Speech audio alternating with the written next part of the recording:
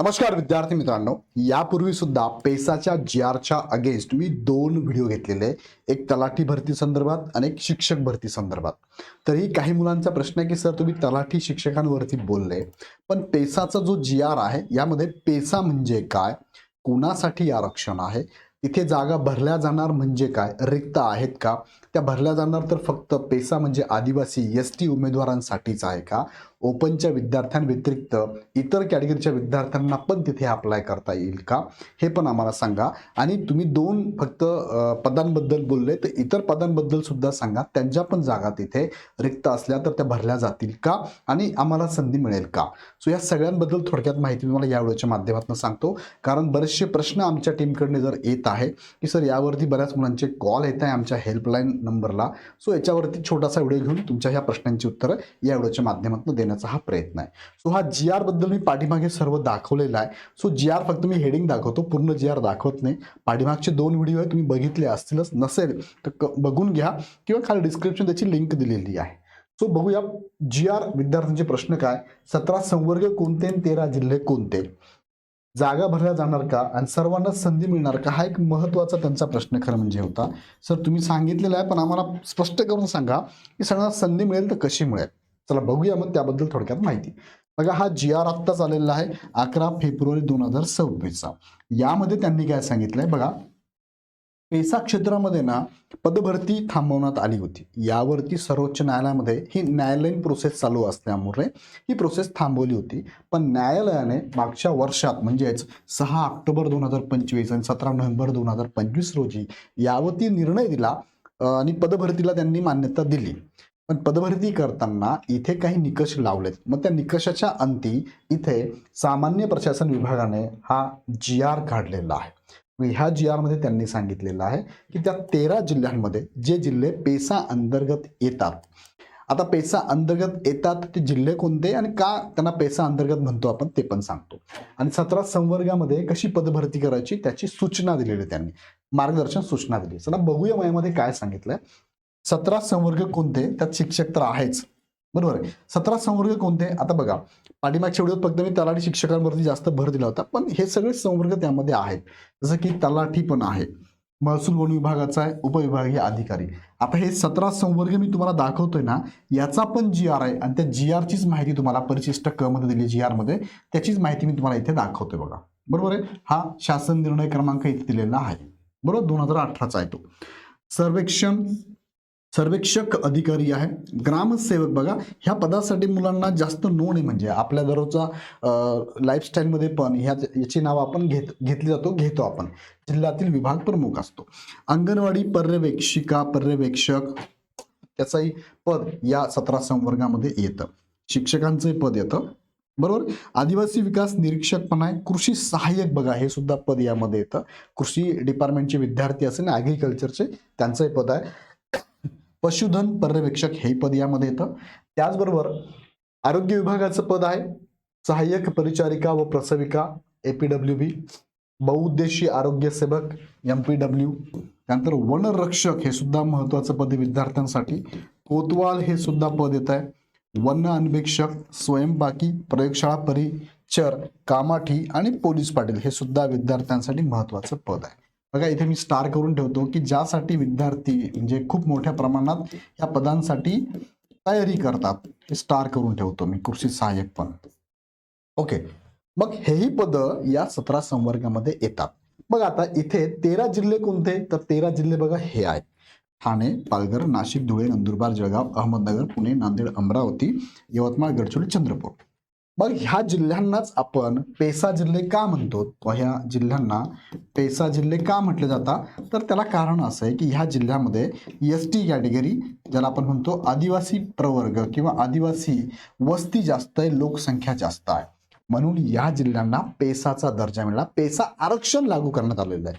मग पेसा आरक्षण म्हणजे काय, इथे स्थानिक जे लोक असतील ना त्यांची संख्या कुणाची जास्त आहे, तर स्थानिक मध्ये एसटीची लोकसंख्या जास्त आहे. मग इथे इथे असंही तुम्ही आपल्या संविधानात पण म्हटलेलं आहे, मागासलेपण, पिछाडेपण, इकॉनॉमिकल दृष्ट्या, शैक्षणिक दृष्ट्या जर मागासलेपण असेल तर एस टी कॅटेगरीला त्यांनी या ठिकाणी लोकल इथे जास्त असल्यामुळे या ठिकाणी प्रतिनिधित्व स्वरूपामध्ये प्रशासनामध्ये संबंधित डिपार्टमेंटमध्ये या वर्गाचं प्रतिनिधित्व जास्त असावं. कारण त्या वर्गातील लोकांना इथे सेवा द्यायची आणि तेच लोकांची संख्या जास्त आहे. तो त्या विद्यार्थ्यांना त्या समाजातील लोकांना आपल्या समाजातील कोणी जर असेल तिथे तर नक्कीच सेवा चांगली देऊ शकतो किंवा तो असेल तर फायदा होऊ शकतो किंवा सेवा चांगला मिळू शकतो. असे वेगवेगळे हेतू याच्या मागे आहेत. हे लिखित स्वरूपात नाही, मी तुम्हाला सांगतोय. असे लिखित स्वरूपात पण आहेत ते, पण पाठीमागचे जी आर मी तुम्हाला दाखवत नाही, फक्त सांगतोय उद्देश काय आहे. सो त्या लोकसंख्येचं प्रतिनिधित्व थोडं जास्त असावं यासाठी या एस टी कॅटेगरीच्या उमेदवारांना या ठिकाणी आरक्षण जास्त दिलेलं आहे. जास्त म्हणजे नेमकं कसं दिलंय तोच जी आर आता आलेला आहे की इथे पदभरती कशी होणार आहे बघा, ह्या सूचना दिल्या आहे, तोच जी आर आलाय. मग यामध्ये मी थोडक्यात थोडी माहिती बाजूला काढली तुमच्या समोर मांडतो. मी कशी असणार या ठिकाणी, तर या ठिकाणी बघा ह्या सगळ्याच संवर्गाला 17 संवर्गाला जिथे लोकसंख्या एस टीची किती असेल 50% किंवा 50%पेक्षा जास्त असेल तर तिथे 50% जागा ह्या फक्त जर कोणती पदभरती काढली, उदाहरणार्थ ग्रामसेवक भरती काढली, बरोबर, किती 17 संवर्ग आहे ना, हे कोणतीही भरती काढली त्यापैकी एक ग्रामसेवक आहे.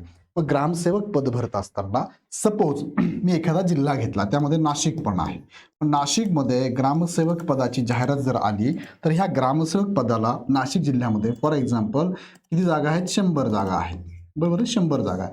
मग आता बघा अजून डिटेलमध्ये तुम्हाला पुढचा व्हिडिओ घेतो मी, पेसा म्हणजे काय तो व्हिडिओ घेतो, त्याचे जी आर पण दाखवतो मी. तर इथे थोडक्यात सांगतो की नाशिक जिल्ह्यामध्ये सगळ्याच गावांमध्ये आदिवासीची संख्या जास्त असेल असं नाही.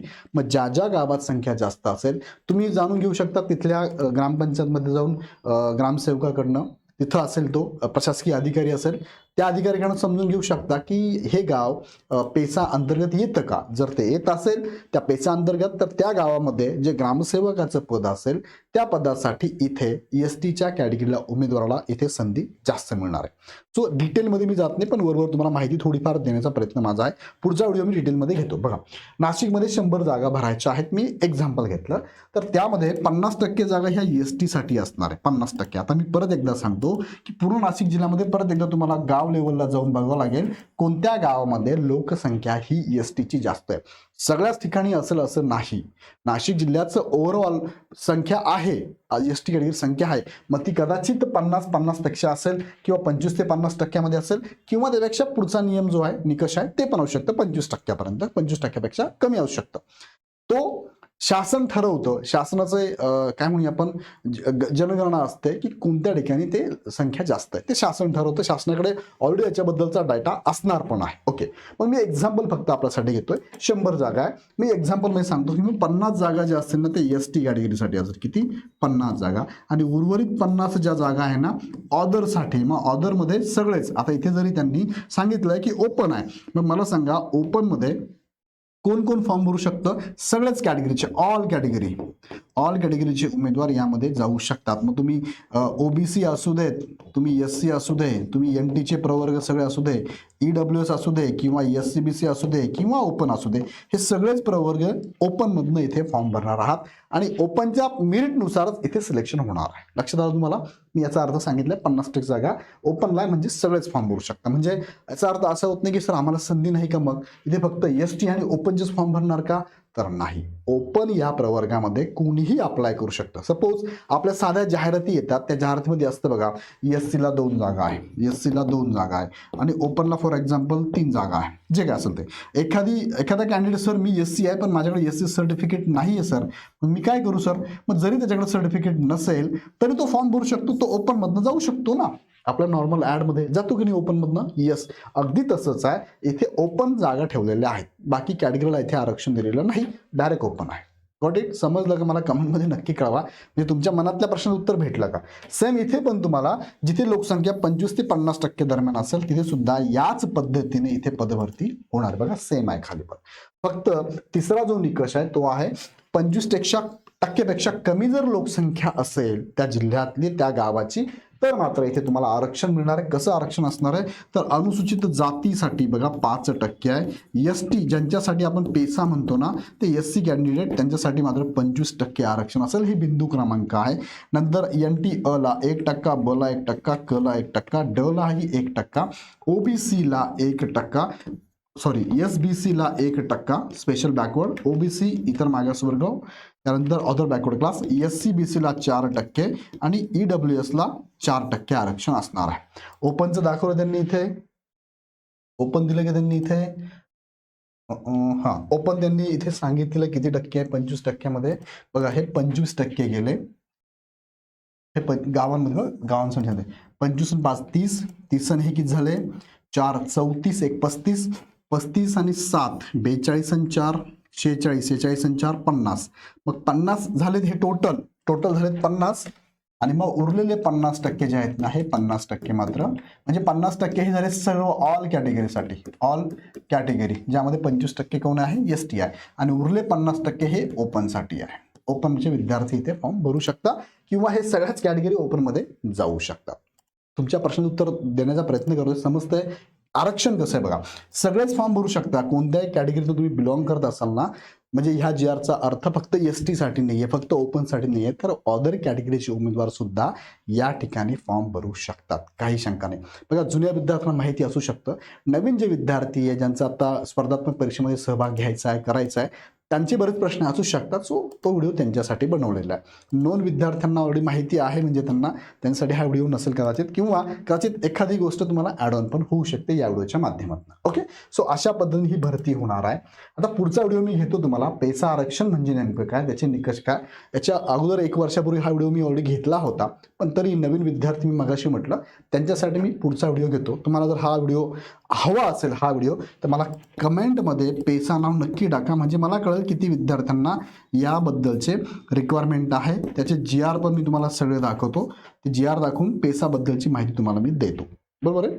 तुम्हाला कमेंटमध्ये टाका नक्की. आणि हे जे मी तुम्हाला समजून सांगण्याचा प्रयत्न केला, हे समजलं का मला कमेंटमध्ये नक्की कळवा. आणि अशाच प्रकारचे नवीन नवीन व्हिडिओ बघण्यासाठी चॅनल सबस्क्राईब करून ठेवा. अकॅडमिक मार्फत भरपूर सारे कोर्सेस पण आम्ही तुम्हाला ऑफर करत असतो, त्याचा फायदा पण घ्या. काही अडचण असेल, काही मदत लागली तर ह्या नंबरला कॉल करा. पुन्हा भेटूया आपण पुढच्या व्हिडिओमध्ये. धन्यवाद.